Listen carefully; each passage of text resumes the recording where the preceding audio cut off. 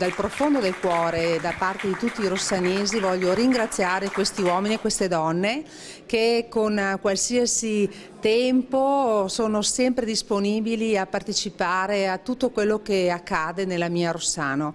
Voglio citare un esempio per tutti, l'incendio della ditta Fiorese. Se non ci fosse stata la protezione civile che con una telefonata alle 5:20 della mattina è riuscita a mobilitare tutti i volontari, ce l'avrei avuta molto dura. Fabrizio Busnardo, anche quest'anno tornano tutti gli elementi della protezione civile degli alpini, si fa un po' un bilancio, è tempo di dare qualche dato relativo all'anno appena terminato. Sì, certamente, come ogni anno noi volontari dell'unità di protezione civile della sezione Montegrappa ci troviamo, quest'anno ci troviamo nella bella sede di Rossano Veneto per fare un po' il punto della situazione, ma soprattutto per dire ai nostri volontari rimboccatevi le maniche che il 2018 è arrivato e sarà estremamente intenso e ricco di attività.